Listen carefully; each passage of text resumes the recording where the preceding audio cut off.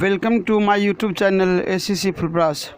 Friends, मैं Ashok sir Anjali coaching centre Phulbras में आपका स्वागत करता हूं। फ्रेंड्स, क्लास शुरू करने से पहले आपसे एक छोटी सी रिक्वेस्ट है कि यदि आप इस चैनल पर पहली बार आए हैं या नए हैं तो आप इस चैनल को सब्सक्राइब कर बेल आइकन को दबा लें, जिससे आगे आने वाली वीडियो का नोटिफिकेशन आपको मिल सके।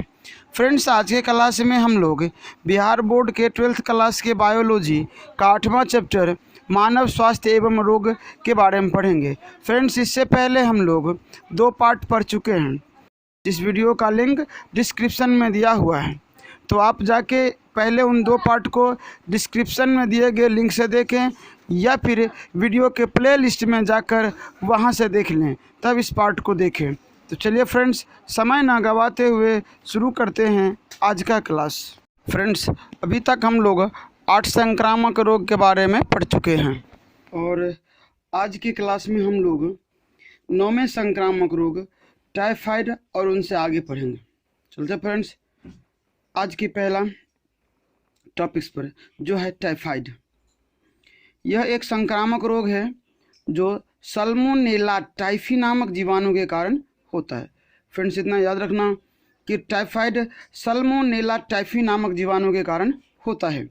यह जीवाणु रोगी के मलमूत्र एवं रोगी के रक्त में पाया जाता है। घरेलू मक्खी रोगी के मलमूत्र, भोज्य पदार्थ, पेय पदार्थ पर बैठकर इन्हें दूषित कर देती है और बीमारी फैलाती है। दूषित भोजन ग्रहण करने के पश्चात यह जीवाणु धीरे धीरे शरीर में आंत होते हुए रुधिर प्रवाह में चला जाता है। यह रोग साधारणतः 1 से 15 वर्ष के बच्चों में फैलता है। अगर यह उचित ढंग से उपचार नहीं हो तो रोगी 3 से 4 सप्ताह के अंदर ही मर जाते हैं। याद रखना फ्रेंड्स कि टाइफाइड का जो यह जीवाणु है सल्मोनेला टाइफी, यह रोगी के मल मूत्र और रक्त में पाया जाता है, जो घरेलू मक्खी के कारण फैलता है। घरेलू मक्खियाँ मलमूत्र पर बैठकर भोज्य पदार्थ, पेय पदार्थों पर बैठकर उन्हें दूषित कर देती है और जब हम ऐसे भोजन को खाते हैं तो ये धीरे धीरे हमारे आंत होते रुधिर प्रवाह में चला जाता है। फ्रेंड्स, इतना ध्यान रखना कि ये रोग 1 से 15 वर्ष तक के बच्चों में ज़्यादा फैलते हैं। अगर उचित ढंग से उपचार नहीं हुआ तो रोगी 3 से 4 सप्ताह के अंदर ही मर जाते हैं।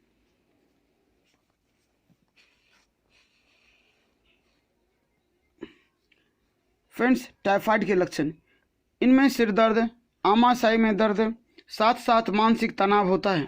अगर उपचार नहीं हो तो बुखार 3 से 4 सप्ताह तक रहता है। इस अवधि में बुखार क्रमिक रूप से 7 से 10 दिनों तक बढ़ते रहता है। इसके बाद रोगी को ज़्यादा बुखार 103 डिग्री फ़ारेनहाइट से 104 डिग्री फ़ारेनहाइट होता है। इसके बाद 7 से 10 दिनों में बुखार धीरे धीरे कम होता है। फ्रेंड्स, ये था इनका लक्षण, सिर दर्द, आमाशय दर्द, मानसिक तनाव आदि। तो फ्रेंड्स, इनके लक्षणों को ध्यान देकर इसे समझ जाना चाहिए कि कौन सी रोग हुई है, टाइफाइड। याद रहेगा कि अगर ऐसा हुआ तो ये क्या है, टाइफाइड है। तो आगे टाइफाइड के नियंत्रण पर, टाइफाइड बुखार का नियंत्रण प्रतिजैविकी के द्वारा किया जा सकता है। प्रतिजैविकी बुखार को 2 सप्ताह में कम करता है। रोगी को तरल भोजन देना चाहिए। फ्रेंड्स, इतना याद रखना, जब हम प्रतिजैविक लेते हैं तो वही टाइफाइड को नियंत्रित करता है और उसमें भी समय लगता है, कम से कम 2 सप्ताह। तब तक रोगी को तरल पदार्थ अर्थात गीला भोजन देना चाहिए। फ्रेंड्स, इसके रोकथाम पर पहला है कि सभी लोगों को व्यक्तिगत रूप से या सामाजिक स्तर पर साफ सुथरा रहना चाहिए। दूषित भोज्य पदार्थों एवं पेय पदार्थों का सदा त्याग करना चाहिए। चूँकि यह संक्रामक रोग है, अतः रोगी को परिवार के अन्य सदस्यों से दूर रखना चाहिए और देखभाल करनी चाहिए। लोगों को मक्खी मच्छरों को दूर भगाने का बृहत उपाय करना चाहिए। इससे बचने के लिए टीका लगाना चाहिए। बीमारी का पता चलने पर तुरंत ही नज़दीक के किसी चिकित्सक से उपचार शुरू कर देना चाहिए। फ्रेंड्स, जब टाइफाइड हो जाए तो इन सभी रोकथाम के उपायों को करना चाहिए, लेकिन पता चलने पर रोग का डॉक्टर से अवश्य दिखा लेना चाहिए। तत्काल जो नज़दीकी स्वास्थ्य केंद्र हो वहाँ जरूर दिखा लेना चाहिए। आगे चलते फ्रेंड्स, हम लोग अगला संक्रामक रोग है इन्फ्लुएंजा।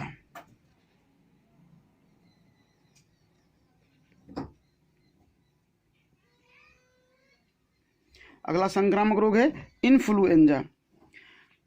यह एक वायरल या विषाणु रोग है जो संसार के सभी देशों में पाया जाता है। फ्रेंड्स, इन्फ्लुएंजा विषाणु द्वारा फैलने वाला रोग है। यह संसार के सभी देशों में पाए जाते हैं। यह रोग साधारणतः फ्लू के नाम से जाना जाता है। इस रोग का कारक मिक्सो वायरस नामक विषाणु के विभिन्न स्ट्रेन है। मिक्सो वायरस नामक विषाणु के विभिन्न स्ट्रेन है। फ्रेंड्स, क्या होती है कि इन्फ्लुएंजा का मुख्य कारक जो है विषाणु वह है मिक्सो वायरस। ध्यान रखना फ्रेंड्स कि इन्फ्लुएंजा किसके कारण होती है, तो मिक्सो वायरस के कारण होती है जो एक जीवाणु है। रोग का विषाणु वायु द्वारा रोगी के छींक के साथ फैलता है। फ्रेंड्स, जो रोगी रहता है वह अगर छींकता है तो वायरस उससे निकलकर और वायुमंडल में फैल जाती है। जब कोई स्वस्थ व्यक्ति उस प्रकार के वायु को श्वसन के द्वारा सांस ले लेता है तो ऐसी क्रिया में वह वायरस उसमें फैल जाता है और वह स्वस्थ व्यक्ति भी रोगग्रस्त हो जाते हैं। तो इन्फ्लुएंजा के लक्षण: बुखार, शरीर के कंपन, छींक, सिर दर्द, कमजोरी, नाक से भारी मात्रा में पानी निकलना, पूरे शरीर में दर्द होना आदि बीमारी के प्रमुख लक्षण हैं। नियंत्रण है टाइफाइड का। चलते फ्रेंड्स इन्फ्लुएंजा के नियंत्रण पर। इस रोग को नियंत्रण में लाने का कोई प्रभावी दवा उपलब्ध नहीं है।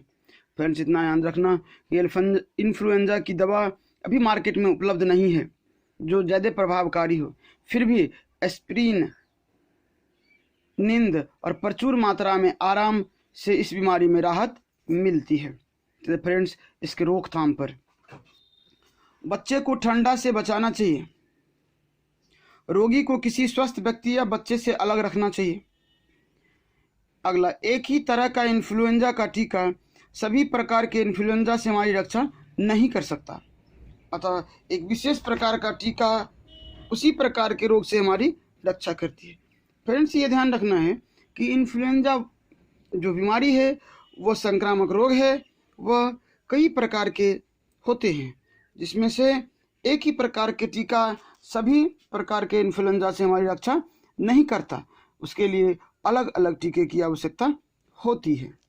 तो फ्रेंड्स, ध्यान रखना होगा कि बच्चों को इसमें ठंडा से बचाना चाहिए, रोगी को स्वस्थ व्यक्ति से दूर रखना चाहिए और जिस प्रकार का इन्फ्लुएंजा हुआ हो उसी प्रकार के टीका का इस्तेमाल करना चाहिए। फ्रेंड्स, अगला संक्रामक रोग है एस्केरियासिस। एस्केरियासिस अगला संक्रामक रोग है। तो फ्रेंड्स देखिए, एस्केरियासिस लंब्रिकाइडिस एक साधारण गोलकृमि है। एस्केरियासिस लंब्रिकाइडिस एक साधारण गोलकृमि है जो मनुष्य के शरीर में अंतःप्रजीवी के रूप में विद्यमान रहता है। फ्रेंड्स, याद रखना कि लंब्रिकाइडिस एक साधारण गोलकृमि है जो मनुष्य के शरीर में अंतःप्रजीवी के रूप में उपस्थित रहता है। इसके कारण मनुष्य में होने वाले रोग को एस्केरियासिस कहते हैं। इसी गोलकृमि के कारण होने वाले रोग को एस्केरियासिस कहते हैं। यह साधारणतः बच्चों के आंत में अधिक पाए जाते हैं। ये बच्चों के आंत में अधिक संख्या में पाए जाते हैं एवं इसके कारण बच्चों की वृद्धि, मानसिक विकास पर प्रभाव पड़ता है। कभी कभी अधिक संख्या में एस्केरियासिस की उपस्थिति से आंत की गुहा बंद हो जाती है। कभी कभी अधिक संख्या में एस्केरियासिस की उपस्थिति से आंत की गुहा बंद हो जाती है जिससे पेट में दर्द होता है और खाने की रुचि नहीं रह जाती। जिससे पेट में दर्द होता है और खाने की रुचि खत्म हो जाती है, मतलब खाने का मन नहीं करता है। इस हालात में कभी कभी ऑपरेशन द्वारा इन्हें बाहर निकालना जरूरी हो जाता है।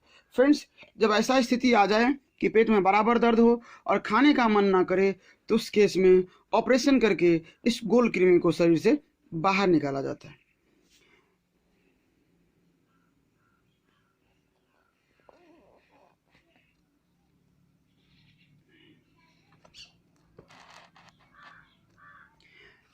एस्केरियासिस शरीर के अंदर भ्रमण करते समय रक्त कोशिकाओं को भेदती है।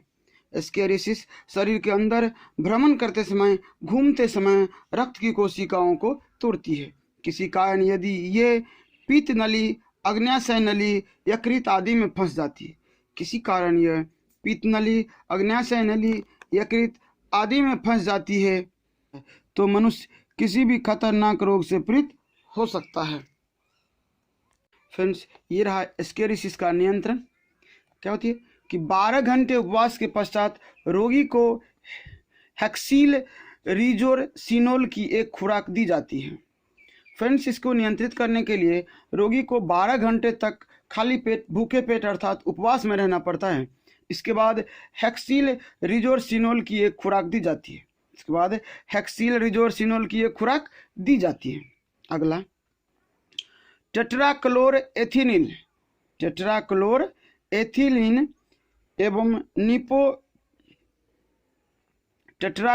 एथिलीन एवं निनोपोडियम के तेल के मिश्रण विशेष प्रभावशाली होते।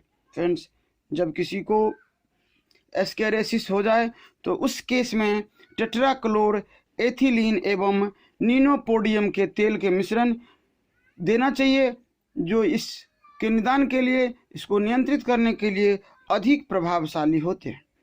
अगला है हेट्राजन, पिपराजिन हाइड्रेट आदि दवाइयाँ भी लाभदायक होती है। हेट्राजन, पिपराजिन हाइड्रेट आदि दवाइयाँ भी इसके लिए लाभदायक होती है। तो फ्रेंड्स, चलते इसके रोकथाम पर।